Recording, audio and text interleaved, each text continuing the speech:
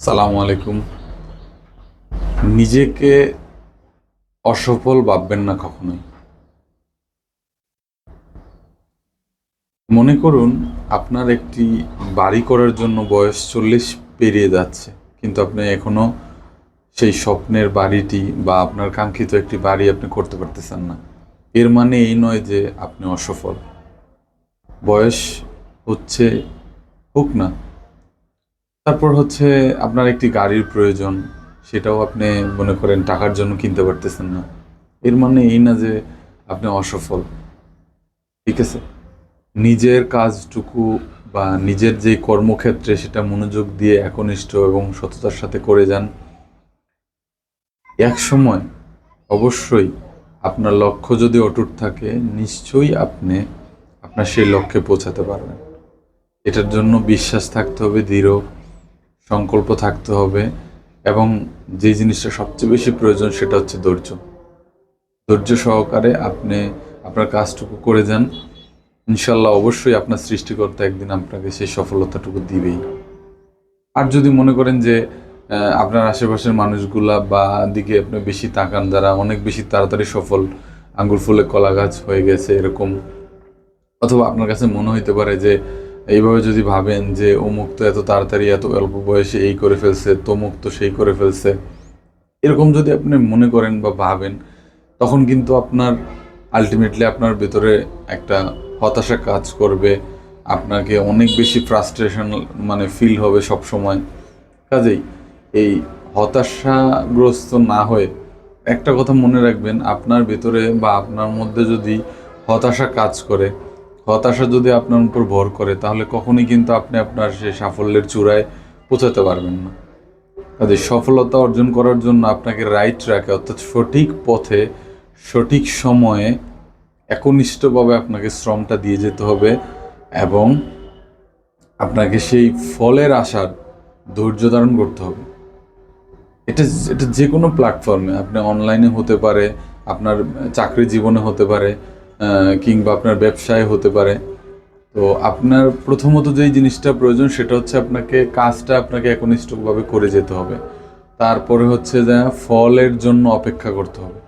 এবং ইনকেস যদি আপনি ব্যর্থ হন, ইনকেস যদি আপনি আপনার যেই কাঙ্ক্ষিত যে সফলতা সেটা যদি আপনি ফার্স্ট টাইম নাও পান, সেকেন্ড টাইম নাও পান, you keep going, you should keep going on and on. ঠিক আছে, আপনাকে অবশ্যই সেটা করে যেতে হবে, লাগাতার করে যেতে হবে। অবশ্যই একটা কথা মনে রাখতে হবে আপনাকে, পৃথিবীর ইতিহাসে যুগ যুগ ধরে যেটা প্রমাণিত হয়ে এসেছে সেটা হচ্ছে পরিশ্রম, অধ্যবসায় এবং নিজের শরীরের ঘাম কখনো বেইমানি করে না। এখনো পর্যন্ত কখনো নিজের পরিশ্রম কারোর সাথে বেইমানি করেনি। আপনি যদি পৃথিবীতে অনেক উদাহরণ আছে, টমাস আলভা এডিসনের কথা আপনাদের জেনে থাকার কথা, যিনি প্রায় 1000 বারের মতো ব্যর্থ হওয়ার পরেও তিনি কিন্তু হাল ছাড়েন নাই। তিনি বৈদ্যুতিক বাল্ব আবিষ্কার করেই তারপরে কিন্তু সফল হয়েছেন, এবং তিনি ইতিহাসের পাতায় তার নামটি লিখে গেছেন। এবং স্বর্ণাক্ষরে এই পৃথিবী যতদিন আছে, বিজ্ঞান যতদিন আছে, তার নাম কিন্তু জল করে জ্বলবে এবং উচ্চারিত হবে।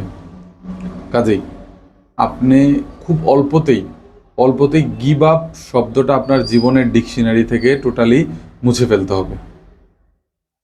ব্যক্তিগতভাবে আমি আমার নিজের কথা যদি বলি, আমি সবসময় চেষ্টা করি, অনলাইনে আমি অনেক দিন ধরে কাজ করতেছি, অনলাইন প্ল্যাটফর্মে বিভিন্ন জিনিস দেওয়ার চেষ্টা করতেছি। Everyday is learning period for me. আমি প্রতিদিনই শেখার চেষ্টা করতেছি। ঠিক আছে, তো শেখার আসলে তো কোনো শেষ নেই।